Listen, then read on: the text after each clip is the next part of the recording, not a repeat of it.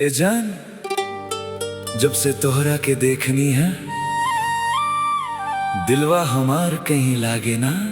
सच कहता रहो हमरो हाल कुछ ऐसने बा। मरून कलर सड़िया में तू कमाल लागेलू, तोहरा के देख के मनवा न लागे हो।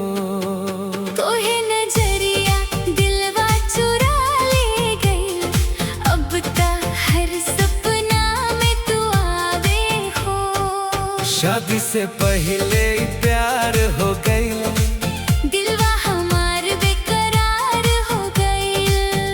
जब तू गली में धीरे धीरे चल, दिलवा के धड़कन तेज हो खेला। तोहरे होठ के लाली देख के चांद भी शर्मा के छुप जाला। तोहे बात में आई संजादू बा, सुनते दिलवा मचल जाला। रोज रोज तोहरा याद में सजनवा नींदिया भी ना आवेला। मरून कलर सड़िया में तू कमाल लागेलू, तोहरे बिना अब कुछो न भावेला। तोहरा संग जिए के अरमान हो गई, धीरे धीरे सच्चा प्यार हो गई।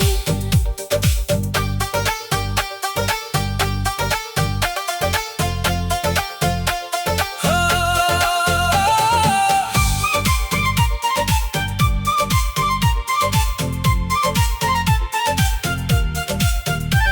मोबाइल पे फोटो तोहार देखिले, दिन भर बस मुस्काइले। दिल कहेला तू मिल जा अगर, किस्मत हमार चमक जाइले। चूड़ी के छन छन सुन के सजन तोहार चेहरा याद आवेला। सपना में रोज आवस्ताना, दिलवा तोहरे नाम गावेला। हाथवा पकड़ के साथ निभैब, जन्म जन्म तक प्यार करीब। रोआ बिना अब दिल न लगे, साथ रह के मनवा मांगे। मरून कलर सड़िया में तू कमाल लागेलू, तोहरा के देख के मनवा न लागे हो।